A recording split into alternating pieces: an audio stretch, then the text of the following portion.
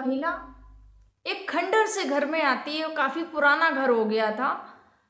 आती है और बोलती है मेरी बच्ची कहाँ चली गई, मेरी बच्ची मुझे वापस दे दो, ये कहकर वो पुकार करती है। जब ये बात एक जो महिला इंतज़ार कर रही थी उस महिला को कि आखिर कौन थी वो महिला जो कि 12 साल बाद अपनी बच्ची को याद करी थी। जैसे ही उस महिला को देखती है और बोलती है मेरी बच्ची यहाँ पर थी और मेरी बच्ची कहाँ चली गई है, मुझे बताओ मेरी बच्ची कहाँ चली गई। जैसे ही वो जो महिला दूसरी महिला थी वो सुनती है कि इस महिला की बच्ची थी, वो एक थप्पड़ मार देती है जोर का।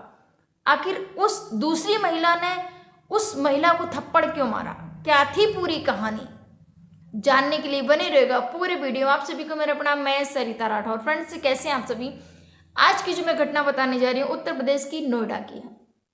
यहाँ पर एक महिला रहा करती थी, अलग एकांत में उसने घर ले रखा था और कुछ ऐसा काम करती थी कि लोगों को पता ना चले और अपना उसी से अपना गुजारा किया करती थी।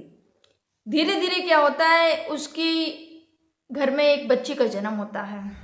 अब जब बेटी का जन्म होता है तो वो क्या करती है, अब जो वो काम किया करती थी वो बेटी दखलंदाजी उसमें बन रही थी बच्ची, क्योंकि बच्ची के होने के बाद वो महिला उस बच्ची में व्यस्त हो जाती है, बिजी हो जाती है, कहीं बच्ची को खाना खिलाना, कहीं कुछ।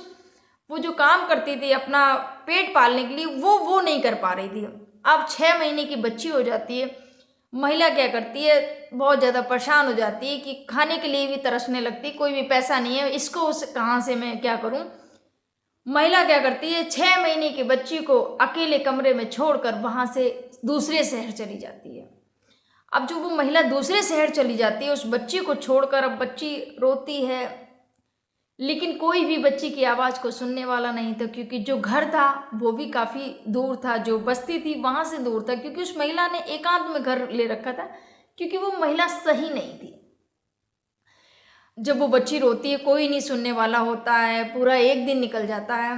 एक व्यक्ति जो कि वहाँ से निकल रहा होता है, अपने ऑफिस के लिए जा रहा होता है, वो देखता है कि बच्ची की आवाज़ आ रही है, जो कि बच्ची बहुत तेज तेज रो रही है, कोई भी उसको चुप कराने वाला नहीं है। तो उस व्यक्ति के मन में विचार आता है कि आखिर कौन है ये जो बिटिया, कोई चुप नहीं कर रहा और सुनसान इलाका है, घर है और क्या है क्या नहीं है। तो देखता है कि शायद कोई होगा या शांत करवा ले घर में। तो वो क्या करता है कि अनदेखा करके वहाँ से चला जाता है। लेकिन वो देखता है कि जब ऑफिस वो चला जाता है सुबोध, तो उसके मन में गया तो था ऑफिस, लेकिन उसका मन वहाँ नहीं लग रहा था कि आखिर कोई नहीं था उस घर में और बच्ची अकेली रो रही थी। तो वो क्या करता है, जल्दी छुट्टी लेता है ऑफिस से और फिर से उसी रास्ते से जाता है जिस रास्ते से वो ऑफिस के लिए गया था। अच्छा, उसी रास्ते से जाता है तो बच्ची की आवाज़ थोड़ी सी डाउन हो गई थी, क्योंकि बच्ची 24 से 36 घंटे हो चुके थे उस बच्ची को रोते चिल्लाते चिल्लाते, उसकी आवाज़ भी बहुत कम हो गई थी। आखिर कितना कोई बच्ची रो सकती है। जैसे ही वो व्यक्ति देखता है सुबोध की जो बच्ची है उसकी आवाज़ डाउन हो गई है, उसको रहा नहीं जाता है। वो एक पत्थर लेता है और पत्थर से जो खिड़की थी उस खिड़की को तोड़ता है, और जैसे ही उस खिड़की को तोड़ता है वो देखता है कि बच्ची है बेड पे अकेली लेटी हुई है और कोई बच्ची के इर्द गिर्द नहीं है, कोई भी बच्ची के पास नहीं है, घर में भी कोई नहीं है। जैसे ही सुबोध को पता चलता है घर में कोई नहीं है, तुरंत पुलिस को कॉल करते हैं कि ऐसे ऐसे करके एक सुनसान घर है जहाँ पर एक बच्ची है जो कि बहुत रो रही है। सुबह से मैं देख के चला गया था लेकिन अभी मैंने देखा कि बच्ची के घर में कोई नहीं है और बच्ची अकेली है। तुरंत पुलिस वहाँ पर पहुँचती है और जैसे ही बच्ची को उठाती, क्योंकि 36 घंटे से बच्ची ने कुछ नहीं खाया पिया था, हॉस्पिटल लेके जाते हैं। हॉस्पिटल लेके जाते हैं, बच्ची का उपचार कराते हैं जाके। और जो लोग थे, क्योंकि उसका बच्ची का ना माँ का पता था ना पिता का पता था, किसी का कोई पता नहीं था उस बच्ची के। अब हॉस्पिटल में लेके जाते हैं, क्योंकि अनाथ बच्ची जैसी थी, कोई नहीं था माता पिता, क्योंकि पता लगाने की कोशिश की गई। एक महिला यहाँ पर रहती थी और बाकी कोई यहाँ नहीं रहता था। वो महिला भी नहीं रही है, कहाँ चली गई कहाँ नहीं चली गई उस महिला का कोई पता नहीं। उसके बाद में हॉस्पिटल में जो और डॉक्टर थी वो डॉक्टर देखती हैं बच्ची को, पता चला कि कोई नहीं इस बच्ची का, तो उसका ट्रीटमेंट चालू होता है। बच्ची की हालत में सुधार होता है, उसको टाइम से जो उसका भोजन होता है वो दिया जाता है। अब उसके बाद में क्या होता है कि एक वहाँ पर जो नर्स थी वो भी अनाथालय से पली बड़ी हुई थी, उसको भी वहाँ से शिक्षा प्राप्त करके वो एक जॉब कर रही थी नर्स की। वो उस बच्चे को देखती है, उसके अंदर एक अपना बचपन याद आ जाता है। बोलती है ऐसे ही मेरा बचपन रहा होगा, क्योंकि मेरे भी माता पिता नहीं है, मुझे भी नहीं पता मेरे माता पिता कौन है, और शायद मेरी भी ज़िंदगी ऐसे ही कटी होगी। लेकिन ये जो बच्ची है, आज मैं खुद अपने पैरों पर खड़ी हूँ, मैं सक्षम हूँ, मैं इस बच्ची का पालन पोषण कर सकती हूँ, तो मैं इस बच्ची को क्यों ना, इस बच्ची को मैं गोद ले लूँ।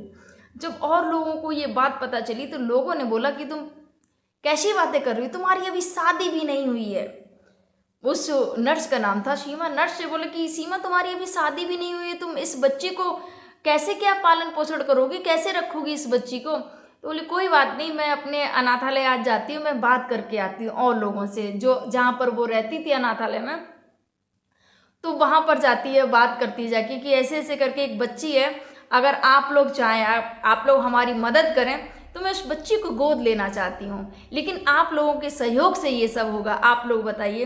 तो जो लोग थे, क्योंकि इतनी दिनों से जो सीमा अनाथालय में पली बड़ी और जॉब करने लगी थी, एक नर्स बन गई थी, उनको काफ़ी लोग प्रेम करते थे, बहुत अच्छा स्वभाव था सीमा का। उसके बाद में वो बोलते हैं ठीक है बच्ची को ले आओ। तो सीमा हॉस्पिटल से जो थाने में जाती है, पहले तो पता करने की कोशिश करती है आखिर ये बच्ची किसकी है क्या नहीं है। थाने में पूरी इंक्वायरी लेती है और बोलती है मैं कागजी कार्रवाई के द्वारा मैं इस बच्ची को गोद लेना चाहती हूँ। तो पुलिस से बात की जाती है और कागजी कार्रवाई द्वारा उस बच्ची को गोद ले लेती है। वो जब सीमा गोद ले लेती है, अनाथालय में उस बच्ची को लेके जाती है, बड़े ही लाड़ प्यार से उस बच्ची को पालती है, क्योंकि जॉब कर रही थी। और जब बच्ची धीरे धीरे बड़ी होने लगती है तो बच्ची का एडमिशन करा देती है स्कूल में जाके।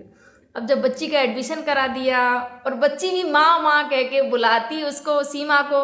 सीमा की शादी नहीं हुई थी, लेकिन जब भी वो माँ कहती तो सीमा के अंदर एक अलग सी ममता उमड़ पड़ती, एक प्रेम उमड़ पड़ता, और अपने बचपन को याद करके उस बच्ची पर पूरा प्यार लुटाती उस बच्ची पर, और हर किसी भी चीज़ की कोई भी कमी नहीं होने देती है। बोलती कि जो चीज़ें मैंने नहीं जी पाई हूँ, जो चीज़ें मैं बचपन में तरसती रही हूँ उन चीज़ों को लिए, वो चीज़ें ये जो मेरी बेटी है इसके लिए कभी कमी नहीं होने दूंगी। ये पूरा ख्याल रखती है हर प्रकार से। एक अच्छे स्कूल में एडमिशन हो जाता है, बच्ची स्कूल जाने लगती है। जब स्कूल जाने लगती है बच्ची, तो बच्ची देखती है कि सबके मम्मी आती हैं, सबके पापा आते हैं, मेरी माँ तो आती है पर मेरे पापा नहीं हैं। अब बच्ची के मन में सवाल उठता है, क्योंकि यहाँ पर जो सीमा है बच्ची की देखरेख कर रही थी, उसको पढ़ा रही थी, लिखा रही, लेकिन उसने शादी का उसने अपना जो मन था वो कर दिया था कि अब मुझे शादी नहीं करनी, इस बच्ची के साथ में ही मुझे अपना जीवन यापन करना है।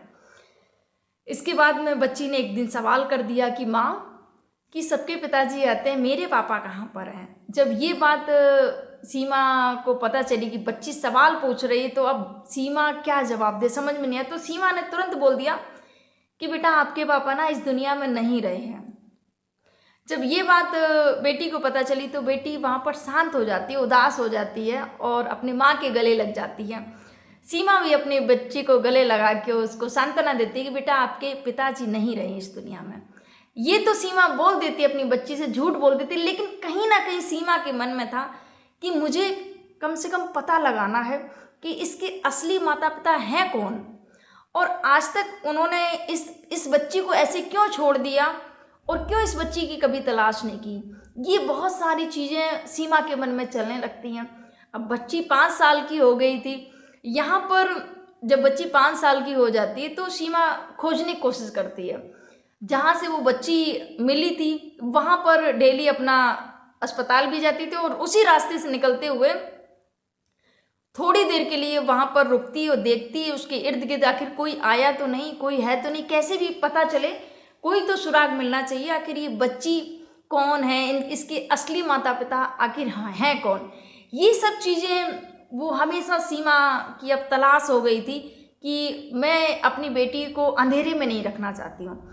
उसको पूरा हक है अपने माता पिता के बारे में जानने का कि आखिर उसके असली माता पिता हैं कौन, और मुझे भी जानना है उनके बारे में। सीमा के मन में ये सवाल था और उन्हीं सवालों को पूरा करने के लिए वो डेली वहाँ पर जाना शुरू कर दिया। जब से उस बच्ची ने पिता पर सवाल खड़े कर दिए कि मेरा पिता कौन है। बच्ची से तो झूठ बोल दिया, लेकिन सीमा को ये नहीं हो रहा था कि वो बिना जाने रह सके।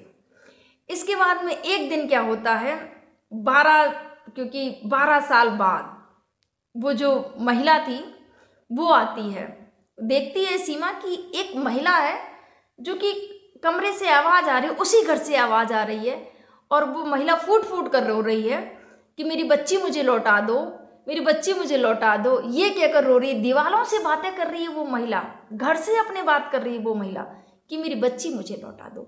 जब ये उस नर्स ने देखा, सीमा ने देखा कि ये महिला शायद वही बच्ची की बात तो नहीं कर रही है जो कि 12 साल पहले 6 महीने की उस बच्ची को छोड़ के चली गई थी। अब जैसे ही सीमा ने उससे बात करने की कोशिश की तो वो सीमा से बोलती कि मेरी बच्ची थी 6 महीने की और पता नहीं कहाँ चली गई है, मेरी बच्ची मुझे लौटा दो।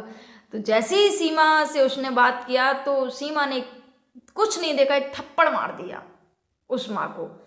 उसने इस वजह से थप्पड़ मार दिया, सीमा को इस वजह से गुस्सा आया कि एक 6 महीने की बच्ची, तुम कैसी माँ हो, एक 6 महीने की बच्ची को तुम छोड़कर चली गई, कहाँ चली गई और क्यों चली गई थी। गुस्से में सीमा थी, गुस्से में सीमा होने के कारण उसने पूछा कि आखिर बताओ तुम 6 महीने की बच्ची को ऐसे रोता बिलखता हुए क्यों चली गई थी छोड़ के। फिर जाके वो महिला बोलती है कि मैं अच्छी महिला नहीं थी, मैं गलत काम करती थी क्योंकि मेरा गुजारा नहीं होता था, कहाँ जाऊँ, भीख मांगने में मुझे शर्म आती थी, तो इस वजह से अपने घर के खर्चे चलाने के लिए मैं गलत काम किया करती थी, इसलिए मैंने यहाँ एकांत में घर ले रखा था। लेकिन ये बच्ची हमारे काम में रोड़ा बन रही थी और गुजारा नहीं हो पा रहा था हमारा, इस बच्ची को संभालूं कि मैं अपना काम संभालूं, इस वजह से मैं इस बच्ची को छोड़कर दूसरे शहर में चली गई थी। जब ये बात पता चलती है उस सीमा को तो सीमा को और ज़्यादा गुस्सा आ जाता है कि अरे कुछ भी कर लेती जाके, आखिर पेट पालने के लिए, आखिर बच्ची को पालने के लिए कुछ भी मेहनत मजदूरी करनी पड़ती तो कर लेती, लेकिन ये सब काम करने की तुम्हें क्या जरूरत। सोचिए बच्ची को छोड़कर तुम कैसी माँ हो, तुम तो माँ कहलाने के लायक नहीं हो। अब वो बोलती है, जो महिला थी बोलती है अच्छा आप बताइए मेरी बच्ची आपके पास है क्या। बोली हाँ बच्ची तो आपकी मेरे पास में, लेकिन मैं कभी भी आप पर उसका साया नहीं पड़ने देना चाहती हूँ। मैं नहीं बताना चाहती हूँ कि उस बच्ची की माँ ऐसी है और उस माँ ने उस बच्ची को इस वजह से छोड़ दिया है, मैं नहीं बताना चाहती हूँ। लेकिन सीमा ने बोला कि अच्छा ये बताओ इस बच्ची का पिता कौन है, क्योंकि जो बच्ची है वो जानना चाहती है कि आखिर मेरा पिता कौन है। तो महिला बोलती कि ये तो मुझे भी नहीं पता है कि इसका पिता कौन है, किसकी ये संतान है, मुझे नहीं पता ये। जब ये बात पता चलती है सीमा को तो सीमा को थोड़ी तसल्ली होती है, कम से कम मैंने जो अपनी बच्ची को बोला था कि तुम्हारे पिता इस दुनिया में नहीं रहे हैं, तो वो कहीं ना कहीं एक एक्सेप्ट कर लेगी कि हाँ उसके पिता हैं ही नहीं, क्योंकि रियलिटी में वास्तविकता में उसको पता ही नहीं था कि उसके पिता कौन है। उसके बाद में जो महिला होती है वो पूछती है नर्स से कि कैसी है मेरी बेटी, क्या है। तो जो नर्स होती है बोलती कि मैंने आपकी बेटी को गोद ले लिया है और वो अभी इस क्लास में पढ़ती है, और ऐसे ऐसे करके पूरी उसके बारे में बताती है, तुम छोड़ के चली गई तो उसके बाद में उसके साथ में क्या हुआ, कैसे मेरे पास में पहुंची, सब कुछ बताती है। उस पर भी थोड़ी दया आती है, वो बोलती है आप कुछ भी काम करो, कुछ भी मेहनत मजदूरी करके आप अपना भरण पोषण कर सकती है, अपना पेट पाल सकती हैं, आप क्यों ये सब कर रही हैं। उसके बाद में वो महिला बोलती है कि मेरी तो ज़िंदगी जैसे तैसे कट गई, जी लिया मैंने अपनी ज़िंदगी को, लेकिन अब मैं यही दुआ करती हूँ कि मेरी बच्ची पर कभी भी दुख का साया ना पड़े। जो ज़िंदगी मैंने जिए मेरी बेटी कभी ना जिए, और मैं नहीं मिलना चाहूँगी अपनी बच्ची से। अब मुझे पता चल गया मेरी बेटी सुरक्षित हाथों में है, उसका भविष्य सुरक्षित हाथों में है। और उस महिला को धन्यवाद देती हैं, और धन्यवाद देने के बाद में वो महिला छोड़ के उस शहर को हमेशा के लिए चली जाती है और बोलती है अब मैं कभी इस शहर में वापस नहीं आऊँगी, ना इस घर में कभी वापस आऊँगी, ना ही मैं उस बच्ची से मिलना चाहूँगी।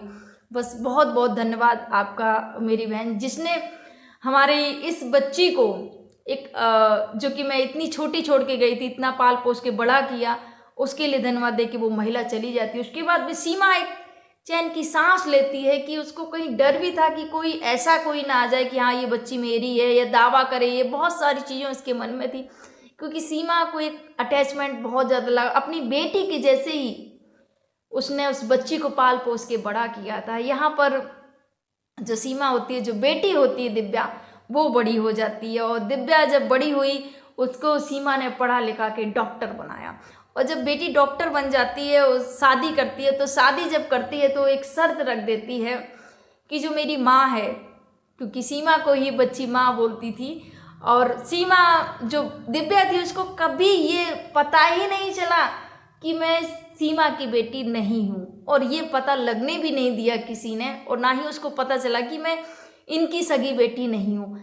और उस बेटी ने, उस माँ ने कभी शादी नहीं की। सोचिए, एक लड़की सीमा जो कि कुंवारी लड़की थी, जिसने इस बच्चे के लिए अपना पूरा जीवन बलिदान दे दिया, पूरे जीवन को, सारी खुशियाँ उस बच्ची पर लुटा दी, और उस बच्ची को इस लायक बनाया कि लोग उसको सराहना करते हैं कि देखिए क्या थी बच्ची, कहाँ से कहाँ पहुँचा दिया यहाँ पर एक नर्स ने।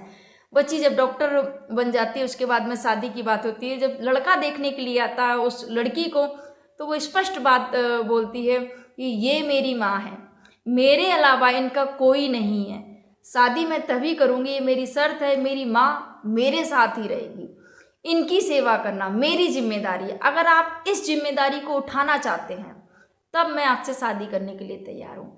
जैसे आपके माता पिता हैं वैसे ही ये मेरी माँ है, मेरे अलावा कोई नहीं है। जब ये बात सामने वाले को पता चलती है तो बोलती ठीक है, जैसी मेरी माँ है वैसे ही आपकी माँ है, हम साथ रखने के लिए तैयार हैं, जैसे मेरे माता पिता रहेंगे वैसे ही आपकी मम्मी भी रहेंगी। ऐसे ऐसे करके जो सीमा होती है उनका पूरा जीवन अपनी बेटी के और दामाद के साथ में व्यतीत, खुशी खुशी व्यतीत हो जाता है। और ऐसे करके दिव्या का भी, एक अनाथ दिव्या का भी जीवन बदल जाता है सीमा जैसी नर्स पाकर।